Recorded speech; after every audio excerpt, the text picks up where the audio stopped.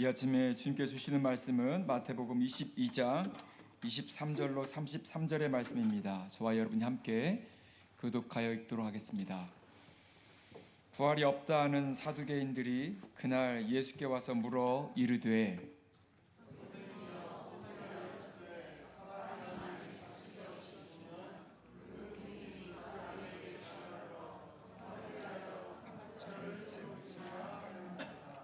우리 중에 7형제가 있었는데 맏지가 장가들었다가 죽어 상속자가 없으므로 그 아내를 그 동생에게 물려주고 셋째로 어제까지 그렇게 하고 최후에 그 여자도 죽었나이다. 왠지 그들이 다 그를 취하였으니 부활 때에 일곱 명의 아내가 되리까. 예수께서 대답하여 이르시되 너희가 성경도 하나님의 능력도 알지 못하는 고로 오해하였도다.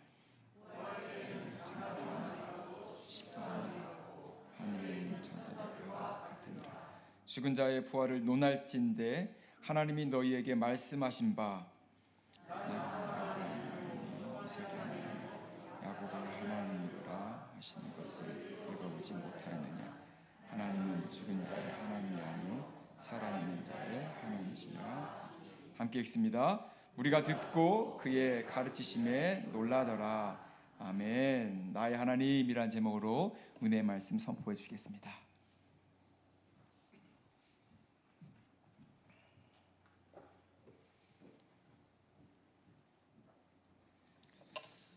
우리가 예수님을 구원자로 믿고 신앙생활을 합니다.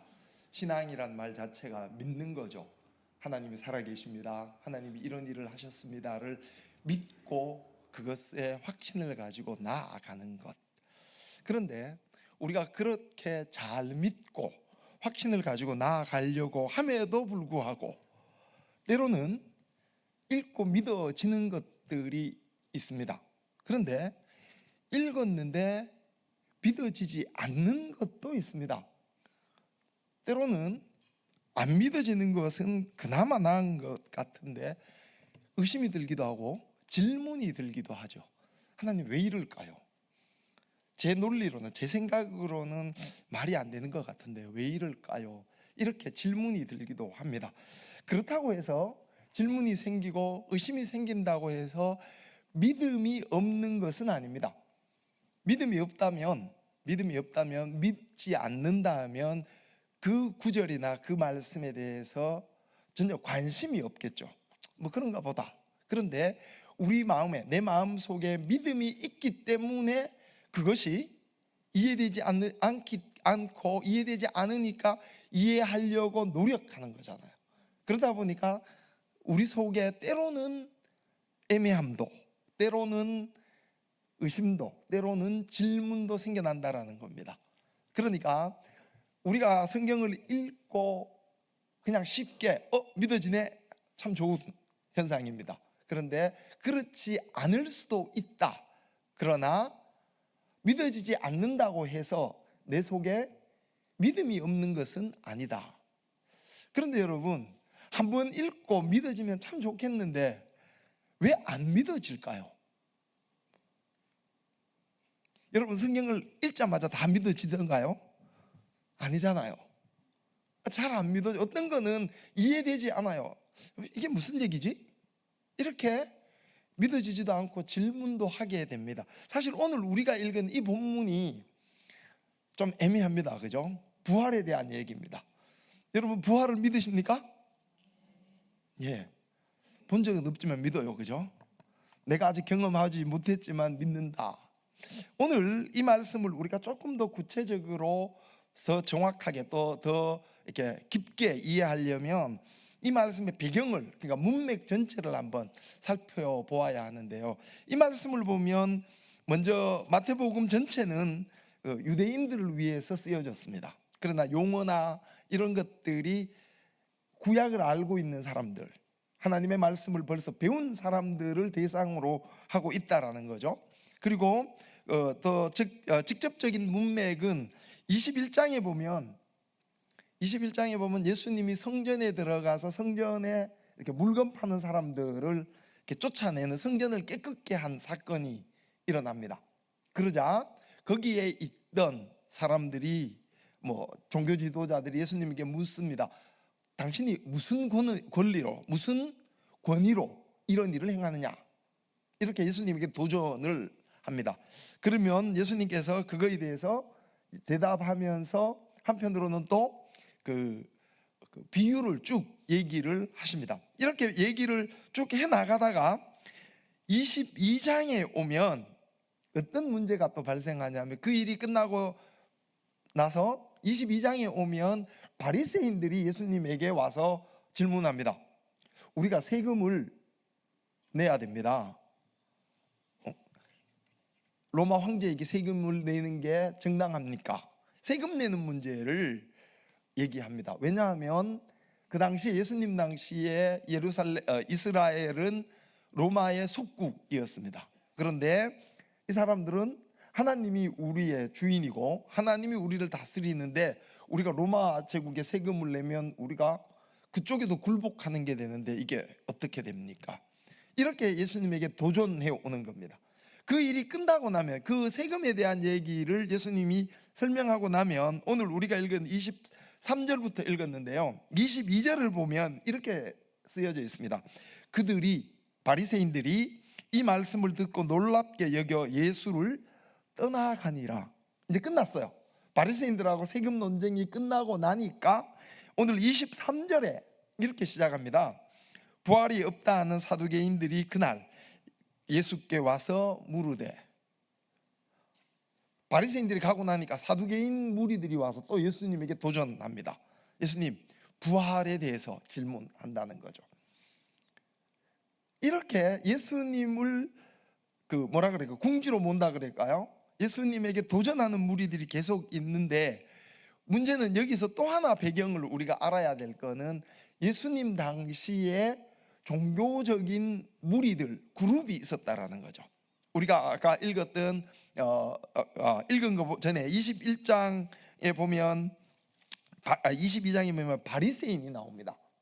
바리새인들은 주로 중산층 계층의 성경을 연구하고 성경을 지키려는, 그러니까 구약의 전통을 지키려고 하는 사람들, 그러니까 지도자도 있지만 뭐 이렇게 서기관들, 이런 사람들, 성경을 가르치는 선생들, 이런 사람들이 이 바리새인에 속해 있습니다. 그러니까 이 사람들은 보수적입니다. 구약을 다 인정을 하고 그것을 지켜 행하겠다. 우리가 복음서를 읽으면 이렇게 말하죠.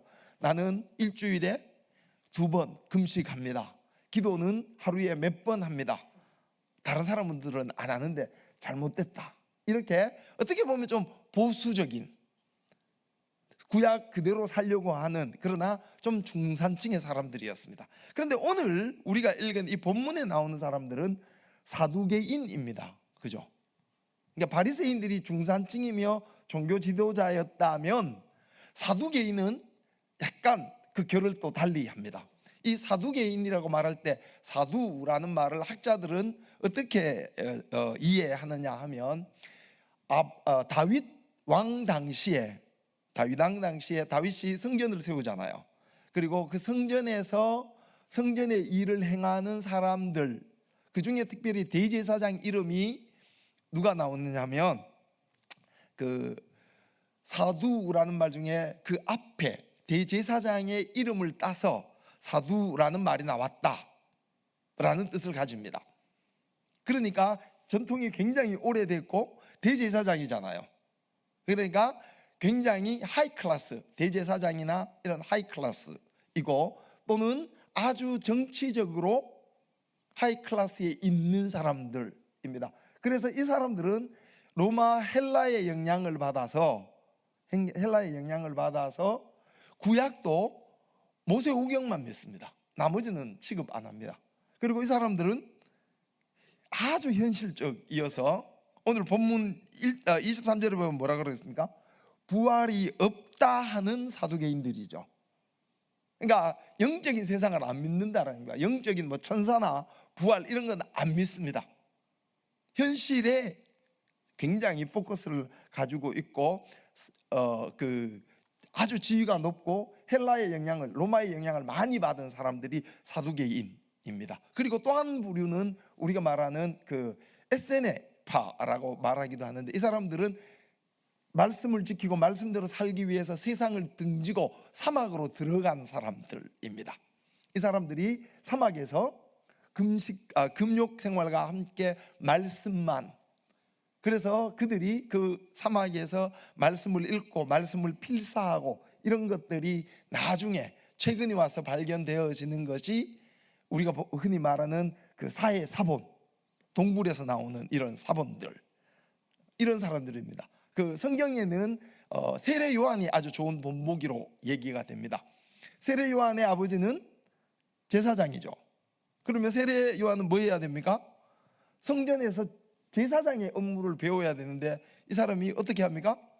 들판에서 낙태토롯으로 된 옷을 입고 야생꿀을 먹고 살았다. 제사장으로 성전에 있지 않고 어디에요? 이쪽에 와 있죠.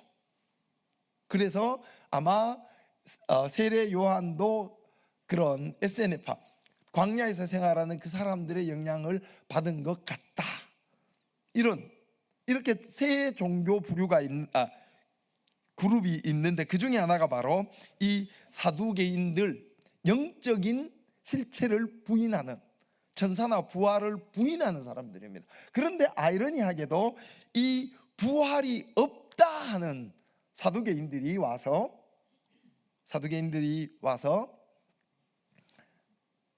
예수님께 부활에 대해서 묻습니다. 어떻게 묻습니까? 한 집에 장남이 결혼을 했는데 아기가 없습니다. 그래서 모세의 율법에 따라서 둘째가 그 형수랑 결혼을 합니다. 그런데도 아기가 없습니다. 그렇게 즉 아주 독특한 이스라엘의 결혼 문화를 들고 왔죠. 이 문화는 하나님이 이스라엘을 이집트로부터 탈출시켜서 가나안으로 데려갑니다. 가나안에 들어가서 그 민족 족속별로 땅을 나누고, 그 족속별 12족속이 나누어지고 그 안에 가족별로 제비를 뽑아서 땅을 주고 거기에 살게 했어요. 그런데 만약에 자녀가 없으면 대가 끊기잖아요. 그러면 이 자녀 없는 문제를 해결하기 위해서 나타나는 아주 독특한, 그래서 성경에 유업, 분깃 이런 말은 뭐예요? 다 이 가족의 대를 이어갈 때 생기는 이야기입니다. 그리고 가장 그 유명한 이야기는 룻 이야기죠. 그죠? 나오미가 자기가 있던 고향에 가뭄이 들고 문제가 생겨서 외국에 갔는데, 외국에서 아들 둘이 결혼하고 둘이 다 죽어버립니다. 그래서 며느리 룻과 함께 고향으로 돌아옵니다. 그러면 어떻게 됩니까? 이 집에 지금 가족이 없어져 버리잖아요. 그래서 이 룻이 가장 가까운 친척 중에 한 명인 보아스와 결혼을 하게 되죠. 이 가족의 명맥을 유지하기 위해서. 그리고 그 보아스와 결혼한 룻은 예수님의 선조가 되죠. 이런 특별한 결혼 생활의 문화를 가지고 있습니다. 이 사람들이, 부활을 믿지 않는 사람들이 예수님에게 부활 이후에는 어떻게 됩니까? 그리고 이렇게 설명하죠. 7명 남자가 다 죽었습니다. 이 여인은 그 7명과 결혼했습니다. 부활할 때는 그러면 누구의 아내가 되겠습니까? 어떻게 되겠습니까? 논리적으로 맞는 말이잖아요. 부활하면 다 결혼을 했는데 어떻게 처리가 될까요? 어떻게 우리가 이해해야 될까요? 이렇게 말할 때 주님이 뭐라고 말하십니까? 주님은 이렇게 말합니다. 29절을 보면 예수께서 대답하여 이르시되 너희가 성경도 하나님의 능력도 알지 못하는 거로 오해하였다. 여기서 오해하였다라는 이 말의 뜻은 길을 잃다, 정도에서 벗어나다, 미혹되다 입니다. 그러니까 예수님이 뭘 지적하냐면, 너네가 이론적으로 논리적으로 쭉 그것을 따라서 성경을 이해하고 하나님을 이해할 수 있다 없다? 없다. 물론 있는 것도 있겠죠. 그런데 인간의 논리와 이성으로만 성경과 하나님을 이해하기 힘들 때가 있다. 왜냐하면 성경은, 하나님은 영이시기 때문에. 성경이 영적인 일을 얘기해 주잖아요. 근데 그게 우리의 논리로 다 해결이 안 된다라는 거예요. 예수님은 그래서 너희들이 뭐 했다고요? 오해했다. 지금 잘못 이해하고 있다라는 거죠. 인간의 이성과 논리로만 다 해결이 안 된다라는 겁니다. 성경이, 하나님이 하시는 일이. 우리도 때로 이들처럼, 이 웃기는 얘기잖아요. 부활을 안 믿는 사람들이 부활에 대해서 지금 얘기하고 있는 것처럼 모순적이잖아요. 때로 우리도 신앙생활을 하면서 이런 모순적인 이야기가 우리 가슴속에 한 구석에 있습니다. 말을 못해서 그렇지. 제가 한번 질문 드려볼게요. 여러분은 창조론을 믿습니까? 진화론을 믿습니까? 자, 애매해지죠. 그죠? 왜? 우리 머리로 다 이해할 수 없다. 근데 창조론과 진화론이 똑같이 믿을 수는 없습니다. 하나는 맞는 것 같고 하나는 틀린 것 같잖아요. 그런데 여러분 잘 보세요. 하나님이 세상을 창조하셨습니다. 자연을 창조하시고 우주를 창조하셨습니다. 이 창조 안에 이루어진 원리와 원칙들, 그 안에서 이루어지는 진리를 찾아내는 게 과학이죠.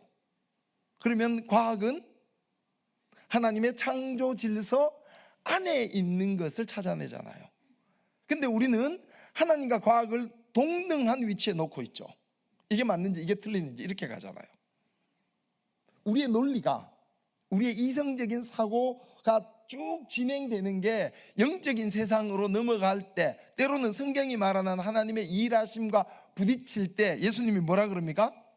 너희들이 성경도 오해했고 하나님의 능력도 잘못 알고 있다. 우리가 이런 잘못된 생각들, 왜? 하나님께서 우리에게 생각하는 능력을 주셨잖아요. 그래서 우리가 그 능력을 가지고 논리적으로 생각해 나가는데, 논리적으로 생각해 나가더라도 어느 시점에 가면 모를 수 있다라는 거예요. 그러면 모른다고 고백해야 되는데 끝까지 우기면서 가보는 겁니다. 그러면 잘못되죠. 여러분, 천국이 있다고 믿으십니까? 없다고 믿으십니까? 내가 하나님을 믿고 구원을 믿지만 천국은 좀 이상한데 지옥도 있을까? 여러분, 천국은 하나님이 계신 곳이 천국이죠. 그죠? 만약에 신앙은 가지고 있고 구원받았습니다라고 말하면서 천국은 좀 그래 라고 말해버리면 어떻게 됩니까? 하나님이 계신 곳이 천국인데 천국이 없으면 하나님이 없어져 버리잖아요. 그죠? 이런 문제들이 생겨난다는 겁니다.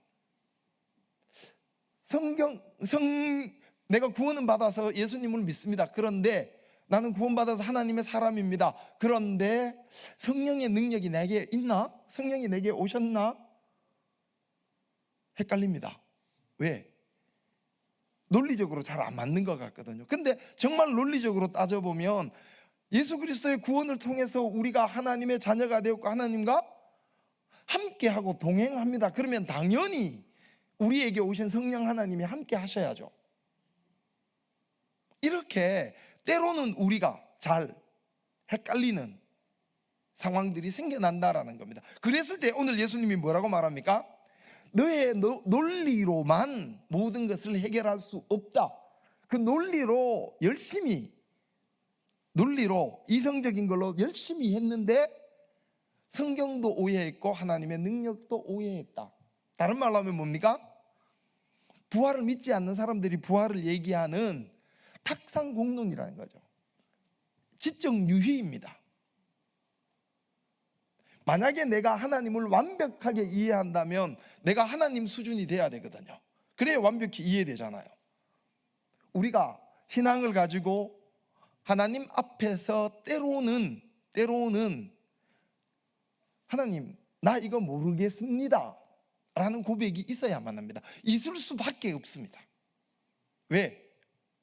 오해하지 않고 하나님을 경험한다면 말입니다. 근데 오늘 여기 보면 뭐라고 되어 있느냐 하면 하나님의 능력도 알지 못하는 거로 오해했다. 여기 알다라는 말이 있죠. 이 알다라는 말의 원문의 뜻은 경험해서 알게 되었다라는 뜻입니다. 그러니까 머리의 논리로만 성경을 다 이해할 수 없습니다. 하나님을 알기 위해서는, 영이신 하나님을 알기 위해서는 물론 이론적 지식이 필요합니다. 그러나 그걸로 끝나지 않고 뭡니까? 살아계신 하나님을 경험해 아는 겁니다. 경험해 아는 것. 그렇게 알 때 내 안에 뭐가 확신이 들어온다는 거죠. 아, 내가 경험한 그 하나님, 나와 함께 해주시는, 나와 함께 길을 가는 그 성령 하나님, 내가 알고 있거든요. 그런데 말로 표현하기는 좀 애매합니다. 그래서 아켄피스라는 사람은 이런 말을 했습니다. 믿지 않는 자에게는 설명할 방법이 없고 믿는 자에게는 설명할 필요가 없다. 왜? 경험해서 아는 거거든요. 그래서 사도 바울은 주는 자와 받는 자밖에 모르는 비밀이 있다라고 말합니다. 오늘 예수님께서 우리에게 경고, 워닝을 주십니다. 너의 신앙을 이성적 논리로만 해결되지 않는다. 왜? 하나님은 영이시고 예수 그리스도를 통해서 우리가 영적인 것을 알아가고 경험해 가기 때문이다. 여러분, 지식이 필요합니다. 그러나 그 지식이 모든 것의 해답은 아니라는 사실입니다. 그 지식을 통해서 하나님을 경험할 때 우리가 하나님을 알고 그 오해를 넘어설 수 있다라는 겁니다. 그래서 하나님을 경험하면 어떻게 될까요? 오늘 32절을 보면 하나님이 예수 그리스도께서 이렇게 말합니다. 나는 아브라함의 하나님이요 이삭의 하나님이요 야곱의 하나님이로라 하신 것을 읽어보지 못하였느냐? 하나님은 죽은 자의 하나님이 아니요 살아있는 자의 하나님이시다.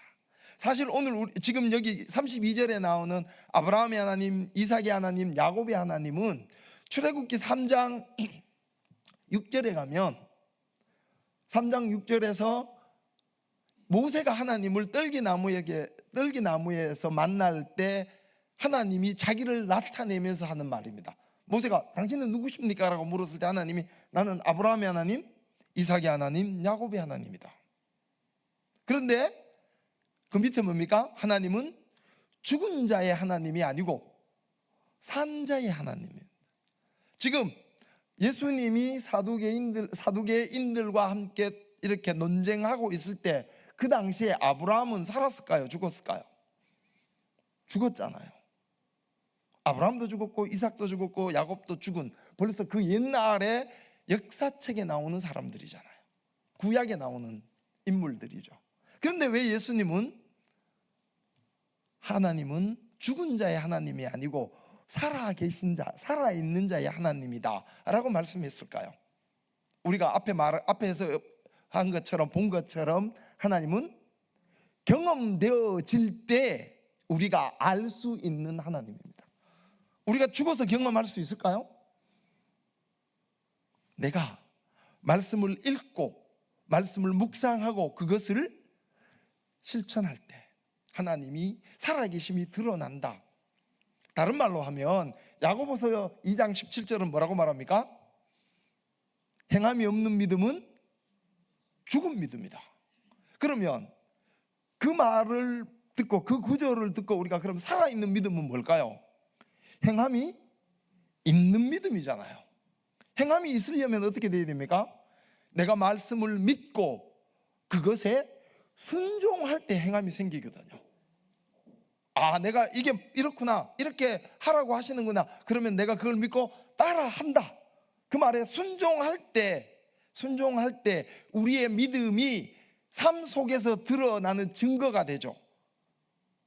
그게 그런 일이 일어날 때 그 사람에게 하나님은 살아있는 하나님으로, 산자의 하나님으로 드러난다는 사실입니다. 여러분, 아브라함의 일대기를 기억해 보십시오. 하나님이 아브라함을 불러내어서 가나안까지 수천 킬로의 길을 걸어가게 하십니다. 이삭도 마찬가지입니다. 야곱은 더 힘듭니다. 어떻게? 형과의 갈등으로 가나안에서 외삼촌 라반이 있는 메소포타미아로 갔다가 다시 돌아오죠. 그 길을 하나님이 어떻게 해요? 함께 해주었다 라고 말합니다. 그들이 믿고 순종하고 하나님과 함께 할 때 하나님이 그들이 함께 해주었다. 믿고 순종하는 살아있는 믿음을 가진 자들에게 함께 해주었다라는 거죠. 근데 보면 아브라함의 하나님, 이삭의 하나님, 야곱의 하나님은 사실은 가만히 보면 조상의 하나님이잖아요. 그들의 조상의 하나님입니다. 그런데 그 조상의 하나님은 별 소용이 없고, 물론 그 조상으로부터 우리가 내려오는 유산을 받기는 합니다. 믿음의 유산을 받았죠. 그런데 중요한 건 뭐다? 그건 그들의 하나님이에요. 아브라함의 하나님은 아브라함의 하나님이에요. 내 하나님이 아니죠. 이삭은 이삭의 하나님이에요. 내 하나님이 되어야 한다는 겁니다. 모태신앙들이 조금 힘든 게 이런 게 있죠. 어머니로부터 아버지로부터 많이 들어왔기 때문에 내가 잘 믿는 줄 알아요. 내 조상이 잘 믿었구나, 그래서 나도 잘 믿는 줄 알아요.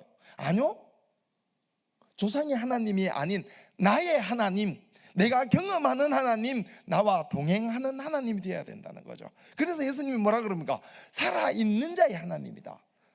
고백하고 경험하는 자의 하나님이다. 이걸 조금 더 크게 넓히면 교단도 들어오고 이렇게 얘기할 수 있습니다. 고신의 프라이드가 뭡니까?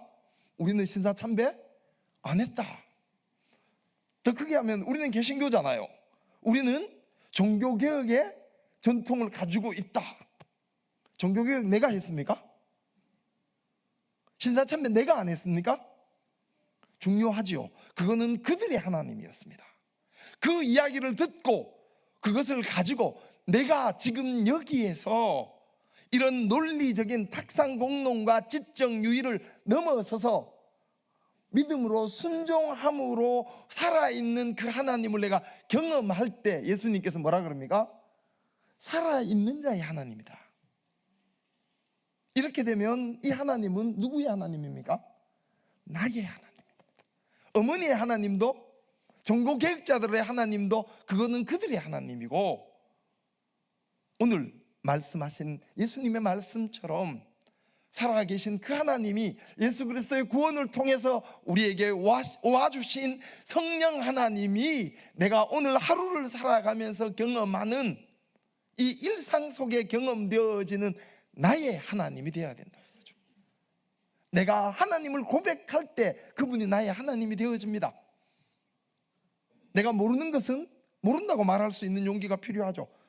헷갈리는데요, 애매한데요, 때로는 질문이 생기는데요, 때로는 의심도 가는데요.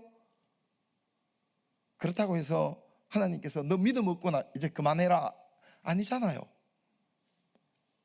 내가 하나님 앞에 정직하고 솔직하게 나아가서 그분을 믿고 말씀하신 그것을 순종해서 살아갈 때 오해를 넘어, 논리를 넘어, 지식을 넘어 역사하시는 그 하나님, 마치 아브라함과 동행해 주셨고 이삭과 동행해 주셨고 야곱과 동행해 주셨던 그 하나님이 오늘 여기에서 나의 하나님이 될 거다. 예수님이 말씀해 주셨어요. 이렇게 믿음으로 순종하면 살아계신 그 하나님이 너의 하나님이 될 거야. 하나님은 죽은 자의 하나님이 아니라 믿고 순종해서 삶 속에서 그분을 드러내는 바로 믿음을 고백하는 너의 하나님이 될 거라는 사실입니다. 여러분, 하나님은 살아계십니다. 그래서 우리는 논리로 다 설명할 수 없지만 우리는 하나님을 경험할 수 있습니다.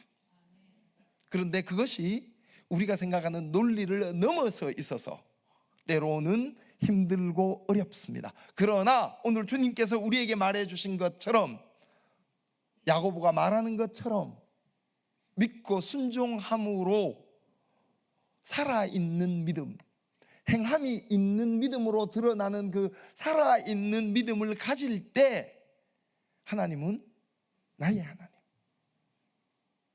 구원으로 인해서 내게 오신 성령님이 나와 동행해 주신다는 사실을 우리는 깨닫게 된다는 거죠.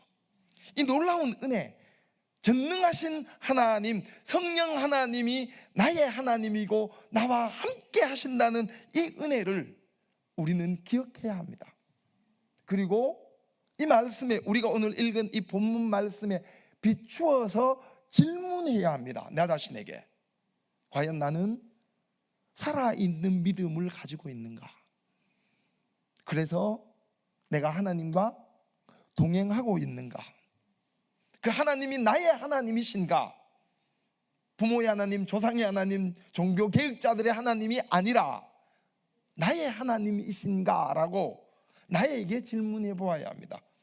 주님이 오늘 우리에게 묻는 질문입니다. 죽은 자의 하나님이 아니라 살아있는 자의 하나님이다. 그래서 너는 너의 믿음을, 너의 하나님을 어떻게 고백하고 있느냐? 이 질문에 우리는 그는 살아계신 하나님이요 나의 하나님이시라고 고백할 수 있어야 하겠습니다. 이 고백이 있다면 우리는 성령과 함께 함으로 우리의 일상이 살아계신 하나님을 드러내는 하나님의 증언자로서 우리의 삶이 달라질 것입니다. 이 달라진 삶을 예수님이 한 줄 요약해 주셨습니다. 성령이 너희에게 임하면 너희가 권능을 받고 땅 끝까지 내 증인이 될 거야. 성령 하나님이 내게 함께 하셔서 그와 동행한다면 그 성령 하나님의 능력이 나를 통해 드러나게 될 거고, 그것을 땅 끝까지 선포하는 증인의 삶을 살게 될 거야. 성령의 권능 안에서 땅 끝까지 증인되는, 그래서 하나님을 나의 하나님이라고 고백하는 여기 모인 사랑의 교회 성도님들이 다 되시기를 축원합니다. 함께 기도하겠습니다. 하나님 감사드립니다. 말씀을 통해서 우리가 믿고 순종함으로 우리의 믿음이 하나님 앞에 살아있을 때 그 전능하시고 창조주 하나님이 우리의 하나님 되신다는 사실을 알게 되게 하셨습니다. 그리스도의 말씀처럼 나의 하나님을 고백하게 하시고 살아계신 하나님을 나의 일상 가운데 드러내며 성령이 우리에게 주신 그 권능과 능력을 드러내므로 날마다 우리가 예수 그리스도의 증인의 삶을 살게 해 주십시오. 그래서 매일을 나의 하나님이라고 고백하는 믿음의 성도들이 되게 축복해 주십시오. 우리를 구원하신 좋으신 예수 그리스도 이름으로 기도드렸습니다.